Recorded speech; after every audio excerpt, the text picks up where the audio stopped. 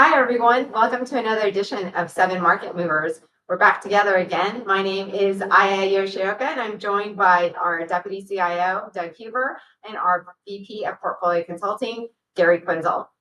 So this week, we're going to talk about three things. We saw GDP numbers that were revised higher. We saw initial jobless claims, another weekly number that we get. And markets are, again, still near all-time highs. So with that, I'll turn it over to you, Doug. Yeah, sure. Maybe we can start with the jobless numbers. It was a bit of a surprise when they released a much better print than expected at 218,000, which was much lower than the market was anticipating, especially on the heels of the last several prints were really soft. And there was a lot of concern in the markets around just exactly what was going on in the labor market, so much so that it was really the narrative that was centered around the Fed making its first rate cut in over a year. I think what the market's now trying to digest is, was that softness situational?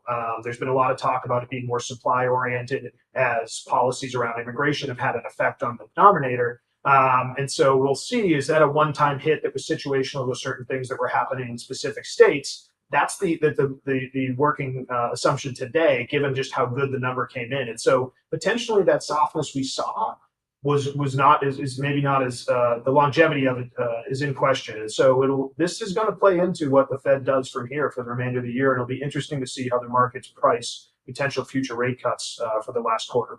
Absolutely. And I think on the back of that, we got second quarter GDP revisions this morning, and that was better than expected as well. So second quarter GDP numbers were revised higher to a growth rate of 3.8% versus the prior report of 3.3%. So really strong numbers for the overall economy and a great rebound from that first quarter drop that we saw in GDP.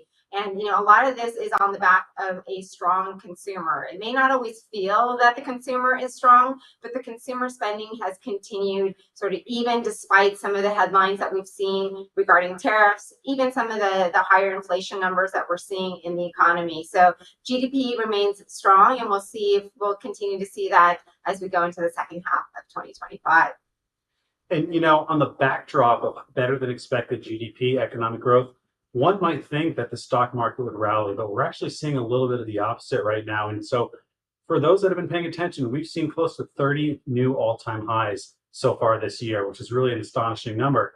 The market has been pricing in good news. The market's been pricing in expected future rate cuts. And now that we've seen them, we're seeing some quarter end rebalancing. We're seeing the market starting to adjust to the fact that it is very highly valued. If you take a look at the forward price to earnings ratio of the S&P 500, it's close to 23 times earnings. That's a really high level that's only been reached a few times in the past decade. So historically, equities are expensive, still attractive, right? But the market is starting to rationalize and consolidate a little bit as it processes the fact that the good news of GDP, that's looking backwards. We have to look forwards and think about what's going to happen next. And we've talked a lot about, labor market showing some signs of softening. We're not necessarily seeing a deterioration at this point, but the market does have to consolidate at some point. So the good news, though, however, is we have seen some continued broadening in certain areas. We've seen small caps do a little bit better. We've seen emerging markets do a little bit better. So for those that are invested in a broad basket of equities,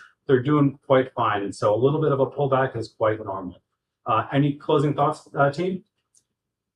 I was just going to mention the labor market data that we're going to expect next week. Next Friday, we'll get the non-farm payrolls number. I know the labor market has been what the market has been paying most close attention to. We know it's where the Fed is paying attention.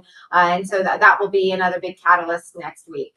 Yeah, I'd add too that I think, talking about that higher valuation, I mean, that is the market telling us that there is this anticipation of higher future growth, right? They're willing to pay more for it. We also know there's some index manipulation, just given how top heavy the index is in higher PE multiple names. And so not all stocks are created equal, to your point, Gary, that a diversified portfolio has worked very well this year, which is fantastic.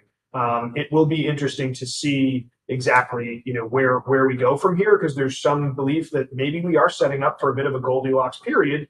There's others that we're going to be watching the data very closely to see exactly kind of what the economy's telling us and what maybe Federal Reserve policy might look like going forward. And I think it's also worth pointing out that if you look at the fixed income landscape, we're seeing shorter ends in the short curve, but we haven't seen a spike on the long end, which is a positive thing. We call that a bullish steepener. So there is reason for optimism. And so for those that are invested in bonds, you're seeing overall positive returns. So balanced portfolios continue to do well so far in 2025. And with that, we hope you join us again next week for the next 7 market movers. Thanks again.